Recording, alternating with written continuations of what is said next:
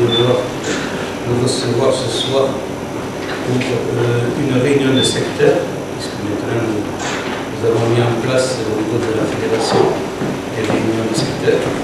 Je voudrais remercier aussi bien sûr M. Pagès, président du comité des fêtes, avec son équipe du comité des fêtes de Villas. Je voudrais remercier aussi le major, la gendarmerie d'être présent. Je voudrais remercier la police municipale aussi. Je remercie aussi bien sûr le maître de Périgny, qui est notre avocate au niveau de la fédération. Et vous remercier à tous d'être présents. La première des choses importantes, à partir du moment où on est dans la légalité, pour qui que ce soit, il n'y a pas de problème.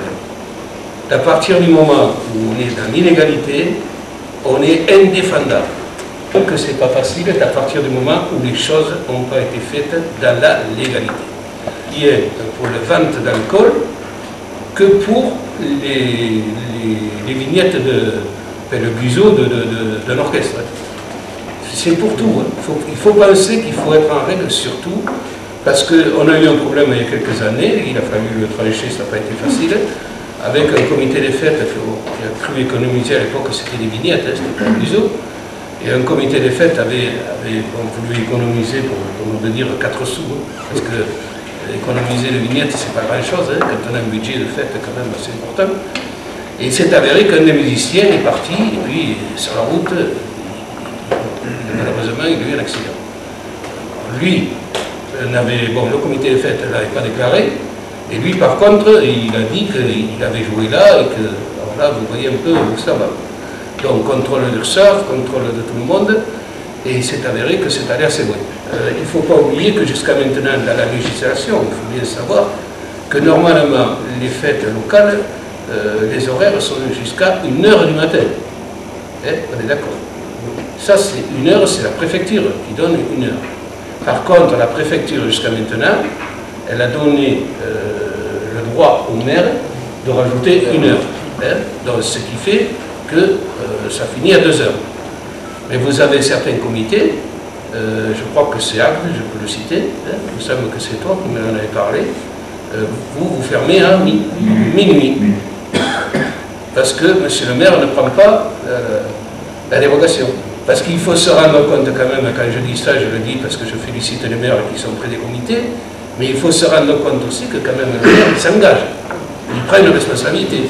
Bon, on sait ce que c'est maintenant, quand ça déborde après 2 heures, c'est souvent problématique, mais un gros problème, c'est pareil.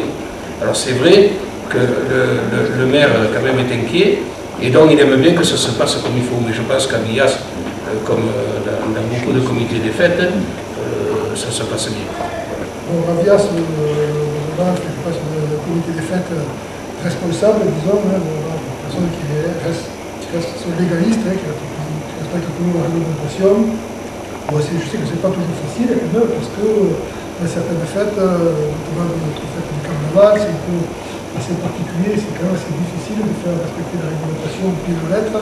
Mais globalement, quand même, toutes les mesures sont prises par le comité, en accord avec la mairie, avec les services de police municipale, avec la gendarmerie qui est présente, avec les pompiers, tout ce qui est prévention des risques aussi est bien pris en compte. Donc pour l'instant, on ne peut que se satisfaire de ce mode de fonctionnement, qui donne satisfaction à pratiquement tous, parce qu'il y a toujours des gens qui trouvent effectivement que quand on prend certaines mesures de sécurité, c'est un peu contraignant, mais bon, c'est quand même indispensable, et la fête est belle à cause de ça, parce qu'il n'y a pas d'incident, il n'y a pas de problème, il n'y a pas d'accident. C'est pour ça qu'on peut faire une belle fête et continuer à faire une belle fête. Donc nous, pour l'instant, on est entièrement satisfait du comité des fêtes, de son mode de fonctionnement, je rappelle de sa prise de responsabilité, parce que ça c'est important. Et donc ils ont tout notre soutien dans ce moment. Je vous engage fortement à faire respecter les horaires de fermeture, du bal, des débits de boissons. Si vous avez une licence 2, vous prenez, parce que vous avez droit à la licence 2. Je suis désolé, mais c'est comme ça. Parce que s'il y a un problème... C'est la sécurité de toutes les festivités qu'on organise.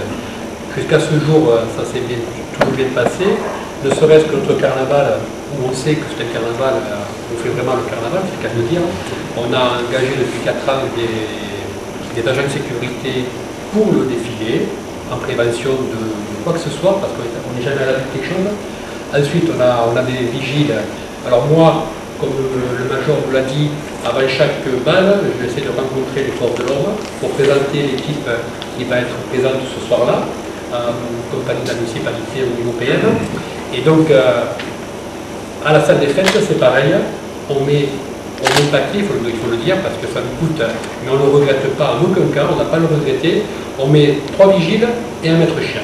Et moi, je tiens à remarquer que depuis 4 ans qu'on fait comme ça, eh ben, on finit nos balles, si ce n'est qu'une fois, mais ça c'est l'alcool, comme on disait, qui vient de l'extérieur, si ce n'est qu'une fois, comme la gendarmerie t'a dit, vous fermez, on a fermé, et puis tout s'est bien passé, tout le monde est rentré à la maison. La sécurité, ça sera toujours primordial, et la municipalité nous suit à 100% là-dessus, et la PM aussi.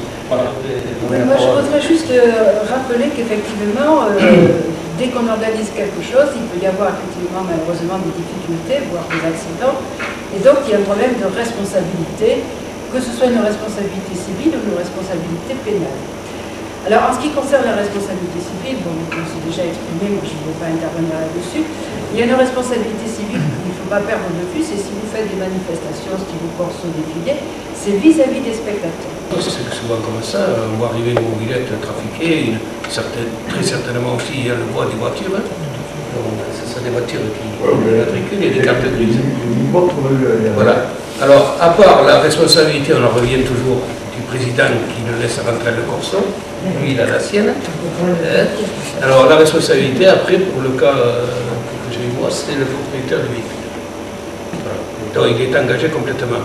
Alors autant vous dire que ce qu'on disait tout à l'heure, si le propriétaire a pensé assurer sa mobilette, il va peut-être s'en sortir, mais s'il n'a pas assuré la mobilette et qu'il y a un problème, alors là c'est catastrophe. J'étais président et le corso était prévu, bien sûr, comme vous faites ici, tout était programmé. Et à 3h moins 5, je me vois arriver un groupe qui aimait plaisanter, qui voulait plaisanter, j'avais raison. Et c'était à l'époque où le chevalier du Fiel avait sorti la 5000. Donc ils sont arrivés avec cette 5000 jaune, bien peinte et tout ça pour déconner. Et quand je les ai vus, je leur ai dit, écoutez, là, non, on ne peut pas. Et je veux dire, là, je les ai carrément refusés, ils n'ont pas fait le corso. Alors après, bien sûr, ils étaient déguisés, ils sont partis à pied, ils se sont amusés, mais le véhicule n'est pas rentré dans le défilé. Parce que j'ai engagé ma responsabilité. On se demande aussi si on est en règle avec les remorques. Ces remorques, ces fameuses remorques. Alors, c'est vrai que si on va chercher jusqu'au bout des choses, il y a pas mal de choses. Alors surtout, là c'est Marine de Charette donc, qui est responsable chez l'IFO. Elle m'avait dit, parce que bon, si on rentre dans ce contexte, on sortira même pas les chartes. Elle me disait surtout ce qui est important, c'est tout ce qui est immatriculé. Donc assurance obligatoire, hein, ça c'est logique. Et tout ce qui n'est pas, il faut rentrer dans un cadre d'assurance responsabilité civile. Autrement dit, une charrette, une roue peut casser. Moi j'ai vu ça, moi j'ai vu sur un corso une roue casse. Bon, le char ça va comme ça, il peut y avoir un problème, il peut y avoir quelqu'un qui est blessé. Donc à partir du moment où cette remorque a été assurée spécialement pour le corso, et il faut, moi je l'avais fait donc je vous le préconise, il faut bien noter le char et tout, il faut donner à l'agent d'assurance le complet. À partir du moment où vous faites ça, vous n'avez pas de problème. Puisque c'est l'assurance qui va rentrer. Par affaire, pour la sécurité, il faut être vigilant partout. Mais là je félicite, et je le disais l'autre jour en réunion et je continue à le dire, je félicite les maires qui sont très proches des comités de fête, et j'ai toujours dit que l'intérêt d'un comité de fête, c'est d'être proche d'une municipalité. Parce que c'est un point fort, c'est des responsables, ce sont des gens qui écoutent, et d'à partir de là, il faut travailler avec eux. Et quand on travaille avec eux, eh bien, c'est vrai que moi, il m'est arrivé à dire à mon maire une fois, écoute, ça, si je le fais, on n'est pas dans la légalité, je vais avoir des problèmes, je crois qu'on ne le fera pas. Et ça ne se fait pas. Monsieur le maire est là, Maître Péridier est là aussi, elle a eu quelques dossiers, je peux le dire, épineux, et c'est pas évident d'arriver, de toute façon, on ne peut pas défendre quelqu'un qui est dans l'inégalité, si ce n'est, bon, de défendre. Pourquoi? Pour rien, parce qu'ils sont intransigeants. La justice là-dessus est intransigeante.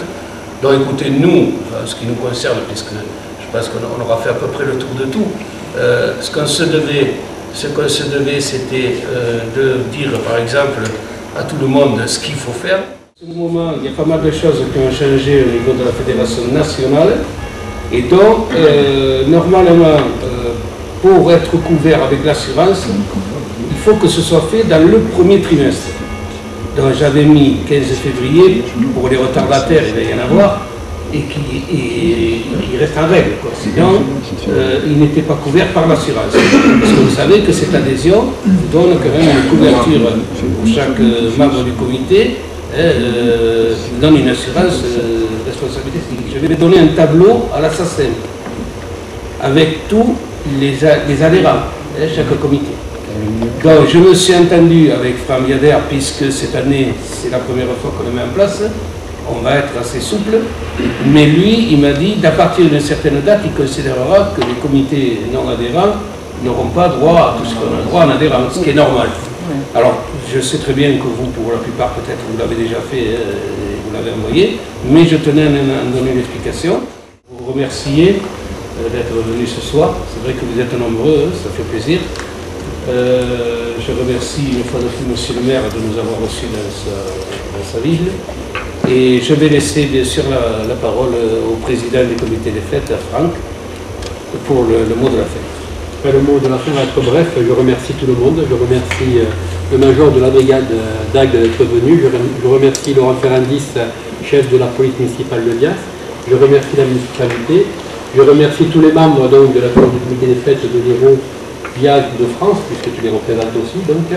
Je remercie donc les comités présents, Bessan, Agde et d'autres peut-être que j'oublie, mais je m'en excuse.